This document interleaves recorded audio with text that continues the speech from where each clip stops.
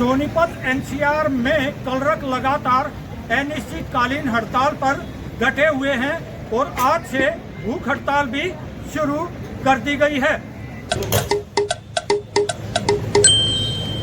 आप तस्वीरों में देख सकते हैं कि यहाँ महिला कलरक भी अब अनिश्चित हड़ताल के बाद में भूख हड़ताल पर बैठ गई हैं।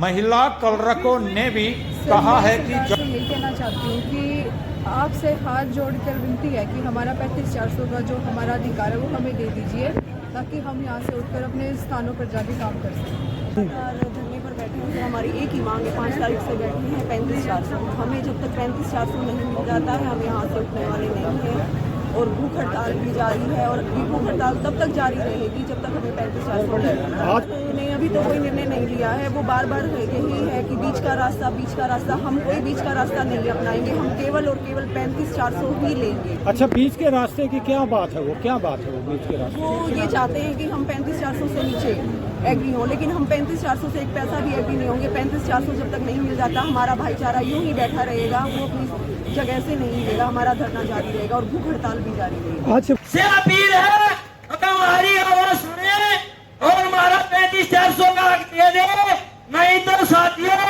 हम ऐसे नहीं रहेंगे। 35,400 नहीं मिलेगा, हमारा ढोले पड़ के बैठे रहेंगे।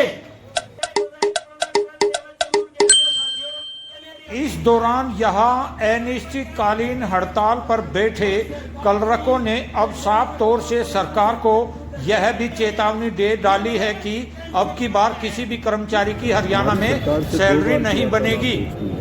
लेकिन सरकार 35,400 पर मानने के लिए तैयार नहीं है, क्योंकि वो है ना, हमने उनको तथ्य समझा दिया 35,400 किस लिए चाहिए। हमने उनको एग्जाम्पल के तौर पर अपने लिखित तौर पर भी दिया है और मौखिक तौर पर भी समझाया। हमारे पी उमा शंकर द्वारा एक बात रखी गई, अभी जो जेबीटी और आप MPSW का उदाहरण दे रहे हैं, उनको पे स्केल जो 2016 में लागू हुआ था, वो हेल्थ और एजुकेशन सेक्टर को देखते हुए उनका मानदेय बढ़ाया गया। लेकिन आज के आधुनिक दौर को देखते हुए जो जबकि सभी विभाग डिजिटलीकरण कर दिया गया है, लेकिन उसके बावजूद सरकार की हर योजना जो जनता तक पहुंच रही है, जो हर सूचना सरकार तक पहुंच रही है, उसका माध्यम केवल लिपिक है। लेकिन ये सरकार हर बार किसी न किसी बात को बीच में ले आ देती है और कहती है कि भाई आपका जायज हक तो बनता है, हम मानते हैं कि आप काम करते हो, ऑफिसों में आप बहुत ज़्यादा मेहनत करते हो, लेकिन हमें 1.5 लाख कैडर को देना पड़ेगा और आपके साथ साथ अन्य कैडर भी मांगेंगे।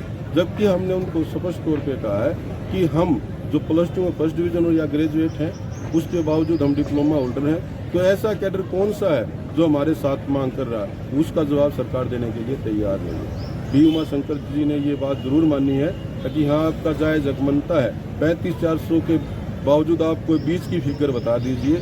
जबकि हमारे जो डेलीगेशन वहाँ पर था उसने एक ही मांग रखी 35,400, उससे किसी भी कीमत का हम समझौता करने वाले नहीं है। आगे का क्या निर्णय?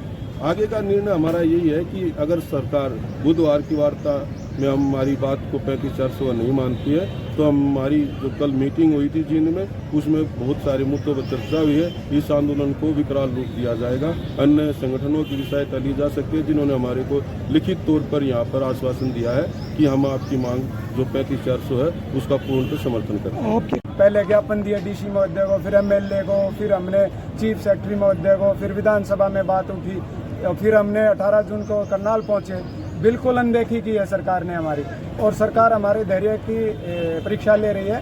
अब तक हमारा शांतिपूर्वक चल रहा है ये धरना, लेकिन बुधवार तक वार्ता सफल नहीं होती है तो हम इसको बहुत आंदोलन को तेज करेंगे। हमने लिखित में अपने कार्यकारिणी को दे दिया, जिस भी संगठन ने हमको सहमति पत्र दिया, समर्थन का पत्र दिया, उनसे हम मदद मांगेंगे, चाहे वो रोडवेज का चक्का जाम हो या कुछ भी हो। जैसे हमारी राज्य कार्यकारिणी डिसीजन लेगी, हम उनके साथ खड़े हैं। और धरना अब आगे तनख्वाह आएगी, तनख्वाह बनानी है पूरे स्टेट की, कलक बनाता, जबकि सरकार बोलती है डायरेक्ट डिस्पैच काम है, सबको अभी भगदड़ मचेगी। लेकिन हमने अपने साथियों को बोल दिया है कोई भी तनख्वाह भी नहीं बनाएगा, कोई भी काम नहीं करेगा। जनता परेशान है, वो केवल सरकार के कारण है। मानवता का कोई भी काम नहीं रोक रहे हम, लेकिन सरकार से अभी भी मीडिया के माध्यम से विनती करते हैं, निवेदन करते हैं, हमारे को हमारी मांग जायज़ है, जो काम के अनुसार 35,400 दे दो और हम भी ताकि अपने कार्यालय में पहुंच जाएं और जनता का काम और सरकार का काम मेहनत से कर सकें। भूख हड़ताल भी शुरू हो गई। भूख हड़ताल चल पड़ी है और अब तो हमारे यहाँ 10-10 साथी भूख हड़ताल पे, लेकिन बुधवार की वार्ता अगर हमारी सरकार मांग नहीं मानती है तो हम पूरा जैसे अनिश्चितकालीन धरना है वैसे ही सभी साथी भूख हड़ताल पर रहेंगे अनिश्चितकालीन के लिए। फिलहाल कलरकों और सरकार के बीच में 2 बार की वार्ता जरूर हो चुकी है, लेकिन फिलहाल कोई अब तक समाधान नहीं निकला है। सभी कलरकों ने एकजुट होकर कहा है कि सरकार जब तक उनकी मांगों को पूर्ण नहीं करेगी तब तक उनकी अनिश्चितकालीन हड़ताल जारी रहेगी और जो वार्ता भविष्य में होनी है अगर वह सफल न हुई तो संपूर्ण कलरक अनिश्चितकालीन भूख हड़ताल पर भी चले जाएंगे और सरकार का कोई भी कार्य नहीं करेंगे। राजेश खत्री, सोनीपत, हरियाणा।